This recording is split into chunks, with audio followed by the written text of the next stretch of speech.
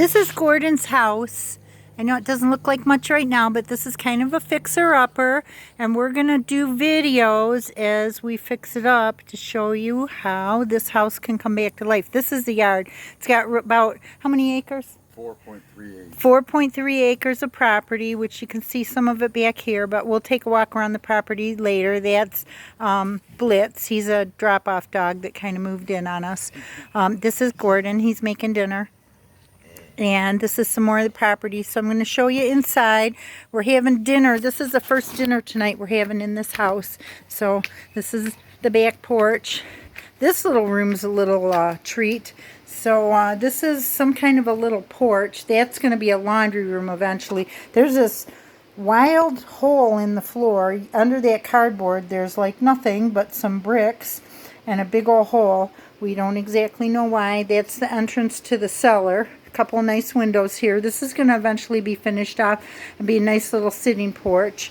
Here's the kitchen. Now this has already been started a little bit, as you can see. This little room here is going to be the pantry, and we found in an antique shop this cool door that's going to go on the pantry, and we'll let you watch the progress on that. It matches the actual front door that's original to this house. Then this china cabinet here was a freestanding loose piece of furniture when Gordon found it. He's now built it into this wall in what we're going to call the breakfast room. This was the original kitchen of the house. There's some built-ins over here. On the left, where that cool door knocker is, there is a dumbwaiter, which I will show you later. We just painted these cabinets. Isn't that a pretty color? It's called Green Meets Blue. And then here's the kitchen. Now this archway, this whole kitchen is an addition to this house, and you can tell by the archway there, that curve, that this was probably added in like the 60s or the 70s, and that's going, I can tell you that right now. The kitchen is kind of a mess right now. We haven't got the cabinets installed yet. Gordon just built a couple of shelves here. That was my idea. We're going to have shelves on the top. This is part of the old countertop and cabinets that were in here. Now when he bought the house, this kitchen, there was a leak in the roof, and this kitchen was basically completely rotted with water coming through the roof freely. He's got some new drywall up here. It hasn't been taped yet, but believe me, it looks a whole lot better. There's a little bathroom back here. That also had no ceiling. The weather was coming right into the house from there. Sorry, I'm getting a little blurry. So he's put down this pretty tile that he found at Home Depot for a little bit of a bargain. All right, I'm going to take you into the dining room. We got a little bit of a start on this room already. It's cleaned up a little. We got this beautiful table, believe it or not, at the Habitat for Humanity Restore. You can see in here the original plaster walls. Gordon's peeled off the wallpaper, and now it's down to the original poured plaster. The ceiling in here is drywall. They had some artificial beams up there. That's what those lines are, because they were too lazy to tape the drywall, but we're going to remedy that. There's beautiful windows in this house. The sashes are all oak and the tops are cherry.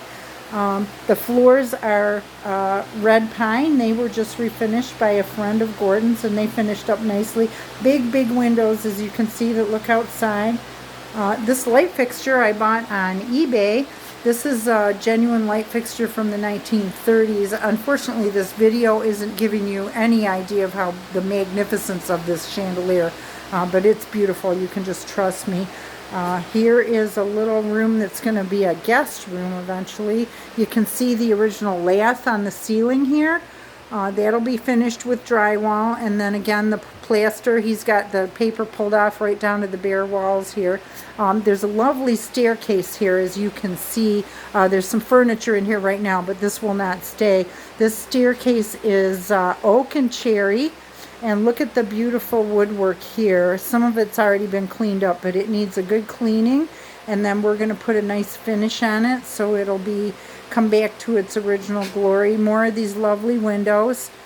Some of the windowsills, there was a water leak in this room, and you can see it's down to the bare lath here. Gordon's done a few repairs on the floor already, but the window frame was unfortunately destroyed, and part of the windowsill from water damage. So he's going to have new woodwork and windowsill made for that window to restore it. Here's the front door. I told you it looked just like the pantry door, and you can see the lovely woodwork here. This door, I believe, is walnut I can't remember what Gordon told me. It's either walnut or mahogany. It's a beautiful door.